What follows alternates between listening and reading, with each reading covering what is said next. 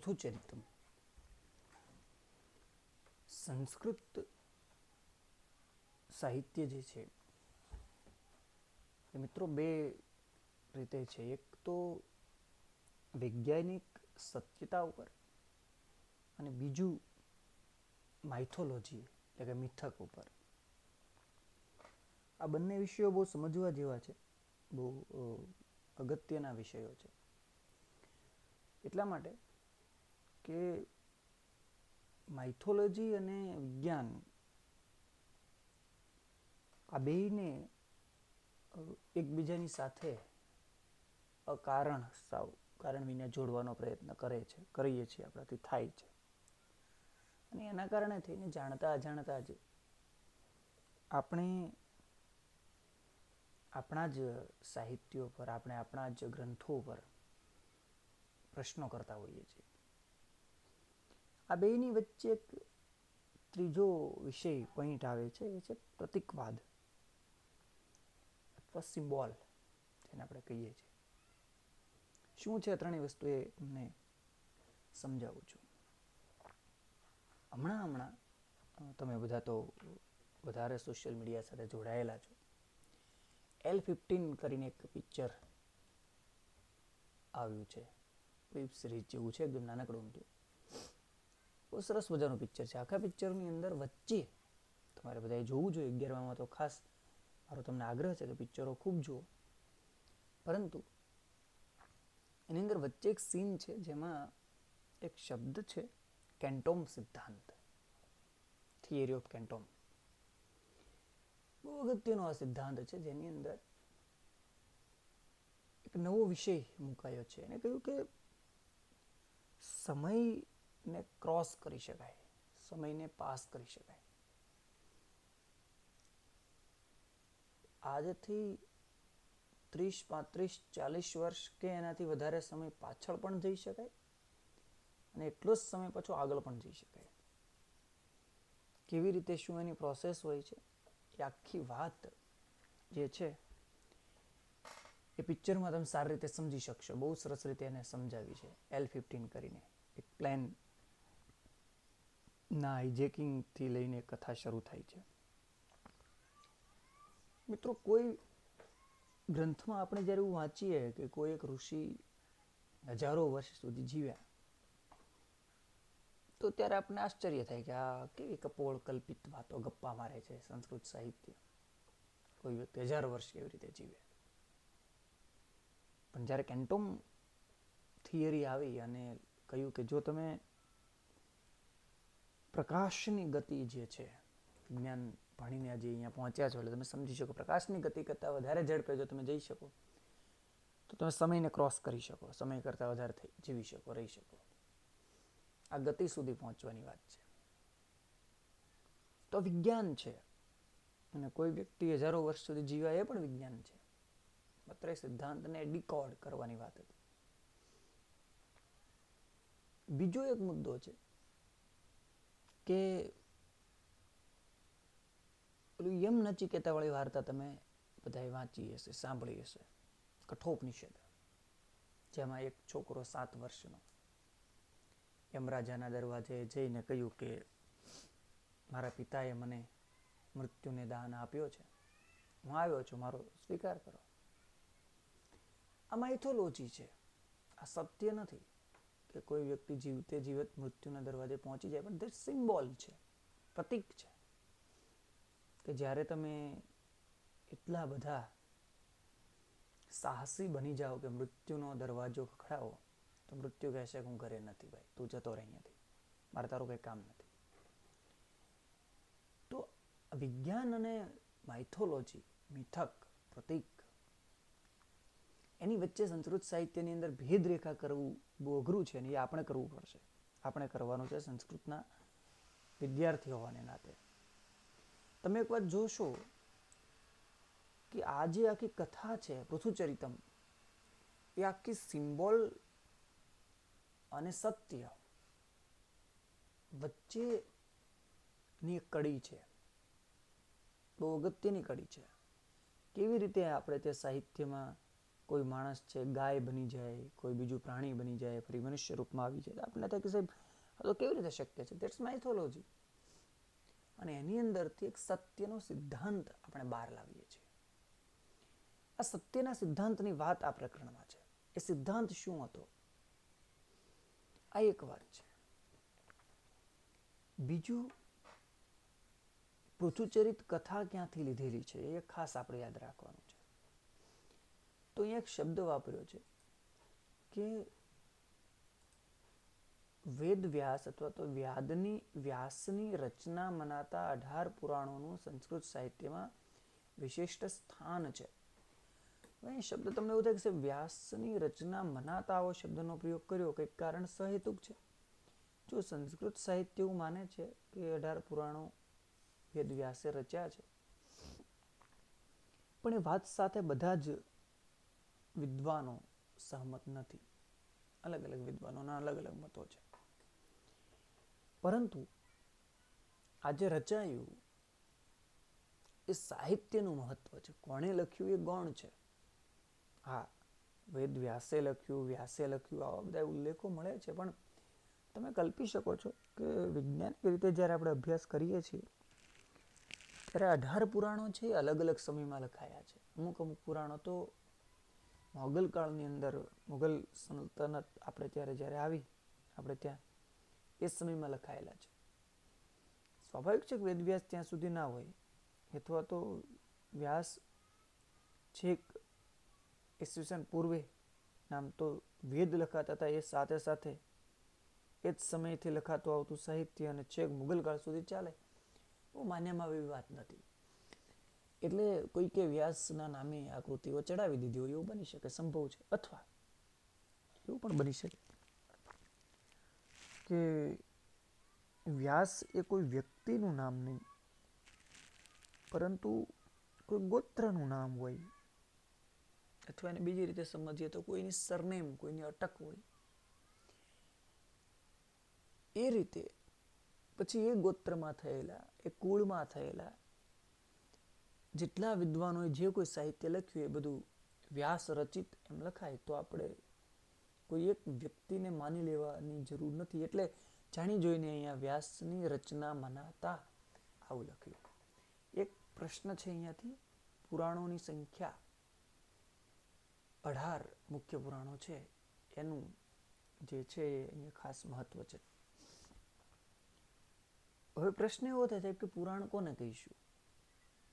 તો કે છે કે પુરાણ એ સાહિત્યને કહી શકાય જેની અંદર આ 5 લક્ષણો હોય. પુરાણમ પંચ લક્ષણમ. આ બરાબર યાદ રાખજો. પુરાણની અંદર 5 લક્ષણ, જે સાહિત્યમાં 5 લક્ષણો મળે એને પુરાણ કહેવાય. તો ક્યાં 5 લક્ષણો છે? તો એ 5 લક્ષણોની અંદર પહેલું લક્ષણ છે સર્ગ. સર્ગબદ્ધ, સર્ગ સૃષ્ટિની ઉત્પત્તિનું વર્ણન. જે ગ્રંથની અંદર આ સૃષ્ટિ કેવી રીતે ઉત્પન્ન થાય છે, આખું જગત કેવી રીતે ઉત્પન્ન થાય એની વાત હોય.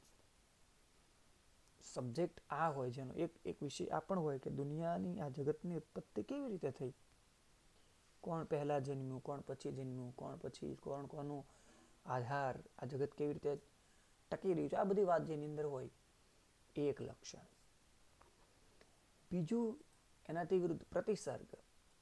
સૃષ્ટિ કેવી રીતે વિલય પામશે, એ વખતેની સ્થિતિ શું હશે, આપણે પ્રતિસર્ગ કહીએ છીએ. ઉદાહરણ તરીકે માટીમાંથી તમે માટલું બનાવો એ સર્ગ છે, પરંતુ માટલું ફરી પાછું માટીમાં કેવી રીતે ભળી જશે એ પ્રતિસર્ગ છે. તો સર્ગ હોય, પ્રતિસર્ગ હોય. પુરાણના 2 લક્ષણો. પુરાણની અંદર સૃષ્ટિની ઉત્પત્તિની વાત હોય અને સૃષ્ટિના પ્રલયની અથવા તો સૃષ્ટિના લયની વાત હોય. કેવી રીતે થશે? કરોળિયો ઝાડુ બનાવે તો ઝાડુ બનાવવું એ સર્ગ છે, પરંતુ પોતાનું કામ પૂરું થઈ જતા એ જ ઝાડુ પોતાની અંદર સમાવી લેવું એ પ્રતિસર્ગ છે. તો 2 લક્ષણો થયા. આ યાદ રાખવાના છે 5 લક્ષણો આપણે. નંબર 3, વંશ. એટલે મહાન રાજાઓની વંશાવલી હોવી જોઈએ. માનો કે સૂર્યવંશમાં થયેલા, ચંદ્રવંશમાં થયેલા રાજાઓની યાદી, વંશ પરંપરાગત જે છે એ આખી યાદી આપવી જોઈએ. જેમ કે આપણે સૂર્યવંશી રાજાઓમાં દશરથ છે, રામ છે, લવકુશ છે, દિલીપ, અજ વગેરેના નામો જાણીએ છીએ. એ રીતે ચંદ્રવંશી રાજાઓ પણ બધા છે. એની એક યાદી હોવી જોઈએ. કોઈ પણ પુરાણ ગ્રંથ જો તમારે એને પુરાણ કહેવું હોય તો આ હોવું જોઈએ અંદર. 3 થઈ: સર્ગ, પ્રતિસર્ગ, વંશ, મન્વંતર. મન્વંતર એટલે એક મનુથી બીજા મનુ વચ્ચેનું અંતર, સમયગાળાની ઘટનાઓનું વર્ણન હોય. એટલે આપણે ત્યાં કાળ છે મન્વંતરના આધારે, જે એકવાર સૃષ્ટિ રચાય એની અંદર પહેલો રાજા એટલે મનુ, અને એ સૃષ્ટિનો લય થાય એટલે પ્રતિસર્ગ થાય, ફરી સૃષ્ટિનું સર્જન થાય એટલે સર્ગ થાય, અને એની અંદર જે પહેલો રાજા થાય એ બીજો મનુ. આ એક મનુથી બીજા મનુ વચ્ચેનું જે અંતર છે એને મન્વંતર કહીએ છીએ આપણે. મનુ અંતર, મન્વંતર. તો આ મન્વંતર જે છે એ 2 મન્વંતરોની વચ્ચે બનેલી જે ઘટનાઓ છે એનું વર્ણન પણ આ પુરાણોની અંદર હોવું જોઈએ. આનું 4થું લક્ષણ છે. અને 5મું લક્ષણ વંશાનુચરિતમ. જે તે વંશમાં થયેલા કેટલાક પરાક્રમી રાજાઓનું ચરિત્રનું વર્ણન પણ હોવું જોઈએ. હવે તમે જુઓ કે વંશનું વર્ણન તો છે જ તે, પણ એ વંશમાં એક કરતા ઘણા રાજાઓ થયા હશે. તો આ બધા રાજાઓના માંથી જે ઉત્તમ રાજાઓ છે, જે પરાક્રમી રાજાઓ છે, એના પરાક્રમોનું પણ અહીંયા, એના ચરિત્રોનું પણ અહીંયા વર્ણન હોવું જોઈએ. એટલે આપણે રામાયણને જ્યારે વાલ્મીકીજીએ લખ્યું ત્યારે તો રામાયણ કહ્યું, પરંતુ જ્યારે તુલસીદાસે આ ગ્રંથની રચના કરી ત્યારે એને નામ આપ્યું રામચરિતમાનસ. તો આપણે ચરિત્રનું, એની અંદર રાજાઓના ચરિત્રનું વર્ણન કરવું જોઈએ, હોવું જોઈએ. તો પુરાણમ પંચલક્ષણમનો અર્થ સર્ગ, પ્રતિસર્ગ, વંશ, મન્વંતરમ અને વંશાનુચરિતમ. આ 5 એની અંદર વસ્તુઓ આવી. આ 5 લક્ષણો એના થયા. તો 5 લક્ષણો આપણે યાદ રાખવાના છે: સર્ગ, પ્રતિસર્ગ, વંશ, મન્વંતર અને વંશાનુચરિત. આ 5 જે ગ્રંથની અંદર આ 5 વસ્તુઓ હોય એને પુરાણ કહેવાય. આ એક વાત છે. બીજું, બહુ જે મોટી ભૂલ થઈ છે આપણે ત્યાં એ આ છે કે મિત્રો, અહીંયા શબ્દ છે ચરિત, ઠીક છે, અને બીજો એક શબ્દ આપણે ત્યાં જે પ્રયોગમાં આવે છે એ છે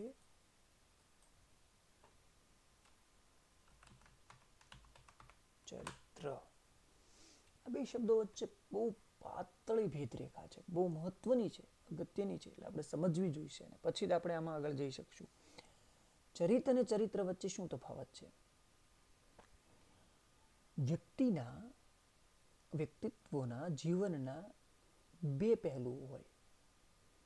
એક એમનું આંતરિક જીવન હોય છે, બીજું એનું બાહ્ય જીવન હોય છે. અથવા એક એમનું અંગત જીવન હોય છે, બીજું એનું સોશિયલ એટલે કે જાહેર જીવન હોય છે. આપણે ત્યાં ભારતમાં શું તકલીફ છે અથવા શું મહત્વનું છે કે આપણે એવી અપેક્ષા રાખીએ છીએ કે જાહેર જીવનમાં જીવતા વ્યક્તિનું અંગત જીવન પણ આપણા આદર્શો મુજબનું હોવું જોઈએ. જે નથી થતું અથવા જે નથી મળતું ત્યારે આપણે એને ક્રિટિસાઇઝ કરીએ છીએ, એનું એનાલિસિસ કરીએ છીએ, એને મૂલવવાનો પ્રયત્ન કરીએ છીએ, અને અંતે એ વ્યક્તિ પ્રત્યે આપણે ઘૃણા આપણા મનમાં બનાવીએ છીએ. આપણે ત્યાં પહેલેથી જ આ નિયમ છે કે જાહેર જીવનના લોકોના ચરિત્ર સાથે આપણને સંબંધ છે, એમના ચરિત્ર સાથે આપણને કોઈ સંબંધ નથી. ઉદાહરણ તરીકે, કોઈ રાજા સુંદર રીતે શાસન કરે છે, પ્રજા એનાથી ખુશ છે, કર બહુ ઓછો છે, ટેક્સ બહુ ઓછો છે, પ્રજાને સંતોષ છે, ગુનાઓ નથી, તો ચરિત્રની દૃષ્ટિએ તો બહુ ઉત્તમ રાજા છે, એમાં આપણને કોઈ તકલીફ નથી. પરંતુ પછી આપણને એવું જાણવા મળ્યું કે રાજાને તો 10-12 રાણીઓ છે, અથવા તો કોઈ દાસી સાથે એમના અનૈતિક સંબંધો છે, અથવા તો આમ છે તેમ છે, આવું કંઈ તમે જાણ્યું, તો રાજા પ્રત્યે જે તમને કે મને ધૃણા થાય છે, એ ધૃણા એમના ચરિત્રથી થાય છે. નહીં કે એમના ચરિત્રથી. વાસ્તવિકતા એ છે કે એમના ચરિત્ર સાથે આપણે કોઈ સંબંધ જ નથી, આપણે તેના ચરિત્ર સાથે સંબંધ છે. પરંતુ આપણે ત્યાં બહુ મહત્વનો મુદ્દો છે કે આપણે ચરિત્ર અને ચરિત્ર બંનેને સાથે લઈએ છીએ. સ્વીકૃત છે કે ચરિત્ર અને ચરિત્ર બંને ઉત્તમ હોવા જોઈએ. એક ઉત્તમ ચરિત્રવાન વ્યક્તિ જ ઉત્તમ ચરિત્ર લોકો સમક્ષ લઈને જઈ શકે, પરંતુ અનિવાર્ય નથી. આ બરાબર આપણે સમજવું જોઈએ. આખી વાત એટલા માટે તમને કરી કે લખ્યું છે કે રાજાઓનું વંશાનું ચરિત્ર હોવું જોઈએ. એટલે તમે રામાયણ જ્યારે વાંચો છો ત્યારે રામનું ચરિત્ર એક રાજા તરીકે, એક આદર્શ રાજા તરીકે એ આપણી સમક્ષ આવશે. કેમ કે એમાં એનું ચરિત્ર લખવાનું છે, એનું ચરિત્ર લખવાનું નથી.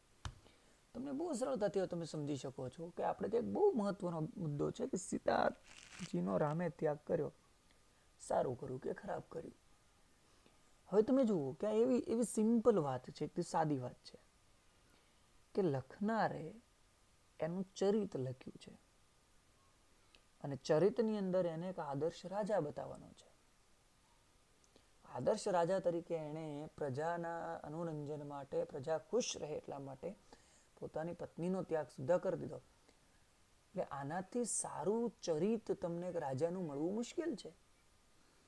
પછી એણે સીતાજીનો ત્યાગ કર્યો, એક પત્નીને, પોતાની પત્નીને રાખીને. આ બધું એનું ચરિત્ર છે, આંતરિક જીવન છે.